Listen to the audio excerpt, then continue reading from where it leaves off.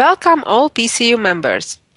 In this lesson, I'd like to share with you one of my favorite games and favorite openings. Let's get started. I am referring to the Accelerated Dragon, and this is a game I played when I was 15 years old. e4, c5, knight f3, knight c6, d4, takes, and g6. Well, this is the Accelerated Dragon. The reason why we call it accelerated because black delays to play d6. In the regular dragon, black would play d6 and then in numerous variations end up playing d5 at a later time and therefore wasting time. The main idea of this opening is that black is withholding playing d6 and keeping that ace for a good moment to indeed play d5 but in one move, and therefore have another more useful move, a developing move instead. I'll show you some examples of that in a minute. My opponent continued with the regular knight c3, although another main option is for white to play c4. However, that leads to a strategical positional type of position where white has no chances to attack but needs to try to go for the slow squeeze. And many e4 players are not up to that because it doesn't fit their style ideally. So most e4 players generally would play knight c3 just like if this would be a regular dragon. I played bishop g7 and my opponent responded with bishop to e3, protecting the knight, and knight f6. And this is a moment where white has a good number of choices. One of them is to immediately trade knights on c6 and then play e5, trying to use the situation that the black knight cannot easily go to any of the middle squares. And as I like to point out, generally speaking, when a knight is unable to go to e4 or d5 in such situations, then it's a good idea for white to play e5 and chase the knight back. This is kind of an exception from that because black actually gets a decent position after knight g8 and immediately attacking the pawn on e5. Probably the reason for that is that white already traded the knights on c6 and therefore strengthened black's center. Also, even though knight going to d5 is giving a pawn up, it's definitely a well-playable option as well. And after queen d5, rook b8, black certainly is in the game because black is only one move away from castling and the pieces actually become very active, targeting all these three white pawns within the next few moves. Also, one of the other challenges that white has in this line, that when the bishop from f1 develops, black may play at some point bishop b7 and creating a skewer on the queen and the pawn on g2.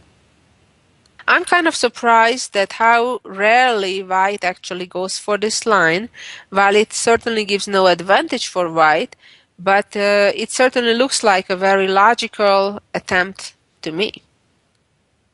White most commonly plays, again, after knight f6, bishop c4, pretending it's a regular dragon. And here black castles, and now we'll see the specific differences that black has the knight developed to c6 compared to having the pawn on d6.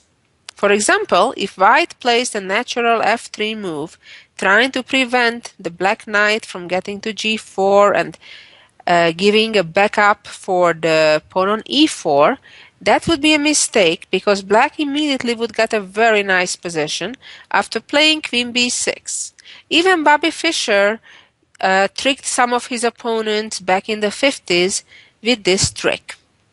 And now if white protects the pawn, for example with the rook, black would be ready to play knight g4 and then capture on d4 with the bishop, ruining white's pawn structure and reaching a very pleasant position.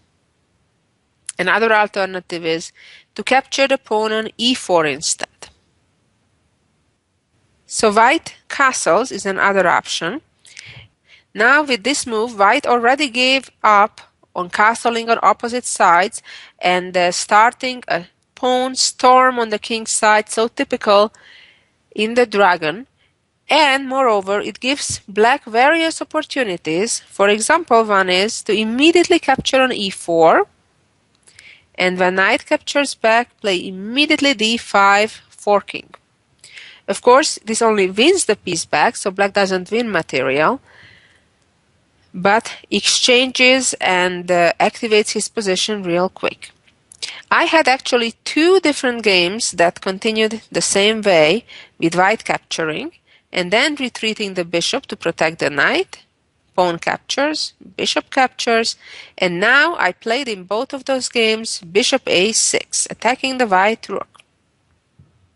Now the idea is that the pawn is hanging on b2, so if rook e1, I would just take that pawn. But what happens if white instead wants to win a pawn by capturing on c6? So if now bishop takes f1, then bishop takes a8. Well, the idea is rook c8, and it seems that that's it, end of story. The rook on f1 is still hanging, the bishop on c6 is also hanging, and white is losing an exchange. But both my opponents thought that they can trade the queens now, and when I recapture with the other rook, then play rook d1. Now if rook takes bishop, then the rook is hanging, so I would have to trade first. Rook captures back, rook captures bishop, and then they thought they tricked me by checking, following it up with bishop h6, and then checkmating on the following move. However, both of my opponents miscalculated, because from a distance of about 7 pairs of moves, they forgot that I will just come back with my rook to c8 and maintain my extra material. Well, let's go back to the actual game. And in this position, my opponent played the very best move in this position, which is bishop b3. That's the absolute best move in this position. Otherwise, white can fall into various traps, as we have seen. In this position, there are a number of ways to continue for black. One is to play d6 and kind of transpose to a standard type of dragons. Another one would be to play e6, which has been played in a good number of games, trying to play d5 next. Or the original idea that made this line popular for black, a5, and that's the move I chose in this game. The idea is to play a4 on the following move and then capture the pawn on e4. The main line right now is for white to play f3, protecting the e4 pawn, and nevertheless black sacrifices a pawn, plays d5, and in lines such as pawn takes knight b4, black actually gets a very good counterplay, but it's long theoretical lines which I'm not planning to get into right now. The only line we are focused on right now, what happened in the game, and namely white played a4, preventing me playing a4. In this position, in addition to what I played, certainly there is another line which I tried in a good number of other games, immediately playing knight g4 and then capturing on d4 when the white bishop from b3 cannot run away, needing to hang on to the c2 pawn. And for a long time this has been considered just a straight out advantage for black, because black is threatening not only to trade on b3 but also with the discovery to play d5 on the following move. However, at one point about 30 years ago, some Hungarian masters discovered an interesting idea for white to play queen h4 and trying to use the queen followed by bishop h6 to an attack. And the game becomes very complicated after this. Going back to the game I'm showing today, my choice was to play d6 instead of that. Now white needs to already indeed worry about knight g4 coming, and therefore played f3. I traded on d4 and played bishop e6, although positioning my bishop to c6 via d7 was certainly another alternative. This offers the exchange on e6, which at first looks like a scary thing since it doubles up my pawns, yet I wasn't particularly concerned about that because it has its own advantages as well. The f-file gets open and my rook may get some potential there, and also my e6 pawn would cover the d5 square, therefore preventing any kind of knight d5 moves that otherwise can sometimes be unpleasant. My opponent responded with knight d5, offering the exchange of knights. Instead of trading the knights, this is one of those exceptions when I'm more happy to trade my bishop. In view of my opponent's bishop getting locked up there if white would choose to keep his bishop versus my knight. And now, a very typical move, I would play knight d7 in hopes to exchange the dark squared bishop. If you look carefully to a position after the exchange of the bishops, you'll see that white's bishop on b3 is totally out of play because it is limited by his own pawns on d5 and a4. The black knight, on the other hand, will dominate the dark squares on c5, and the black queen on b6 will create a beautiful harmony for black. My opponent, perhaps realizing this danger, chose to instead capture with the bishop and give up on the bishop for the knight, and that's exactly what happened. Knight d5, and he captured back on d5. He could not first capture on g7 because instead of recapturing on g7, I would have an intermediate move playing knight e3 first, attacking the queen. The queen cannot go to d4, protecting the bishop because of the fork with knight c2, and if the queen moves to d2, for example, I'd have the opportunity to win a pawn by capturing on c2 or g2, and only then the bishop. Let's go back again. After knight d5 and pawn captures back on d5. And this is what I would consider the critical moment of the game. When the game looks rather drawish, remember my opponent was a lower rated player than I was at the time, so therefore I think he didn't mind simplifying the position in hopes that less pieces, less problems, and the closer we are to a draw. However, I always like to point out that that's not exactly the case. Even though you may have many of the pieces gone, it doesn't mean that there aren't dangers in the position. In fact, the tricks and the traps of the position are more delicate. That's the only difference. So now, instead of simply trading bishops, I found an interesting move to gain initiative, and I played e5. My idea is that if the bishop moves away from the attack, then I will play f5 and I will have a king-side pawn majority, which can give dynamic to my game. In the meantime, white will have difficulty in creating a passed pawn given the pawn structure on the queen side. If the white pawn would want to push forward c4, c5, I could just play b6 or bring my queen to c7 and bring more guard to the c5 square, so it will be hard for white to get forward without having a b pawn supporting it, playing b2, b4. So therefore, my opponent exchanged those pawns, although objectively it may have been better to retreat the bishop.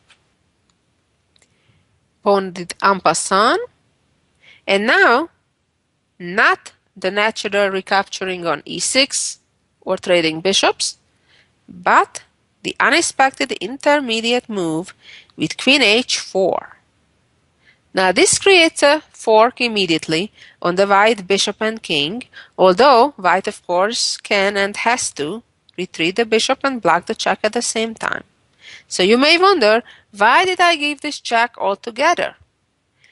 Well, in order to activate my queen, and in addition to the move I played, it may have been even more accurate to move my queen to c4, preventing my opponent from castling. And then, after queen e2, then to give the check with the queen, as now white would be unable to block the check with the pawn, because I would respond with bishop takes and then forking the rook if pawn takes bishop.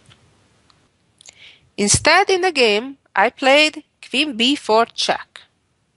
And now my opponent made a mistake that cost him probably the game already. Here the only choice was to play c3 right away, and then after queen c4 respond with queen e2. Bishop takes c3, and now king f1. And unlike in the situation when my queen was on b4, in a similar situation I could move my bishop away. Here I cannot avoid the exchange of queens because now both my queen and bishop are hanging. Luckily for me, my opponent chose to block the check with the queen, and now black's advantage becomes very significant. I captured with the bishop on b2, attacking the rook. If the rook moves away, I can immediately win material by pinning the white queen. And if rook takes queen, just simply pawn captures back and white is down an exchange. After the bishop will take the queen, of course. Going back to the game, after bishop b2, my opponent played the only move, avoiding to lose an exchange, and traded on b4, and then traded on f7, very logical, and king captured back. So what do we see right now? Each side has 5 pawns and equal material of rooks and bishops as well. However, black practically has a winning position. Why? Because white has 2 very weak pawns on a4 and c2. Here my opponent wanted to keep his pawn on a4 and played rook a2, but that made things just worse because the rook became totally imprisoned on the queen side. Slightly better was rook b1, although even then I would win a pawn after giving the check and then just capturing on a4. After rook a2, my bishop is hanging, so therefore I gave a check. And now, as we can see, the rook on a2 is pretty much stuck. The only way that rook could get out of the prison if white would get the time and the opportunity to exchange the dark squared bishops. Now, let's see what would happen if the king would go to e2 rather than to d1, which black did in the game. Then my plan was to double up the rooks by playing rook a5. If bishop b6, then check, rook e8, king d3, and then all of a sudden switch over the rook to the second rank, king c4, rook d2, with a lot of trouble for white. For example, g4, and the second rook arrives on the second rank and wins at least a pawn. Let's go back again and see how the game continued after my opponent played king d1. Again, just like after king e2, rook a5 would have been a good choice, but I found, I think, an even better one by advancing my d-pawn, preparing for my opponent exchanging the bishops with playing d4. Look at that. Even though the bishops will be exchanged now on c3, the rook still has a lot of difficulty getting out. Rook e1 and rook f to d8. All of a sudden, the rook is coming with a tempo to d2. The other rook check was just as good, if not even better. King e2, rook d2, king f1, and now all of a sudden there is a pin situation, so I can play b3 using the pin, followed by capturing on c2, and now the c2 pawn becomes the hero. Rook e2 in hopes to exchange rooks and then promote the c-pawn. Not much white can do about it, because if rook moves away, then rook d1 check and the pawn promotes, and after rook e8, king e8, white cannot do anything about the upcoming check, followed by the pawn promoting on c1. Well, what did we learn from this game? Well, I think the main theme of this game was the intermediate move. And we saw how I managed to play queen h4 and queen b4 and all of a sudden gain initiative early in the game right around move 14-15. Also, another lesson is that just because pieces are getting traded off, it doesn't mean that you're out of the loop. it doesn't mean that there is no trouble coming. In fact, trouble can be coming even easier. You may not be able to blunder your queen once they are off the board, but your opponent's pawn may get promoted, or a pin, or things like that are just as well around on the board in endgames as they are in the early or middle part of the game. Well, if you like this opening, I suggest you look up, there are several excellent books on the theme, or look up in databases some key games that I played or some other grandmaster played successfully with black. And finally, as usual, we'll end with a jewel of the week. And here is the jewel of the week. In this position, we have a white rook and knight versus a rook and pawn.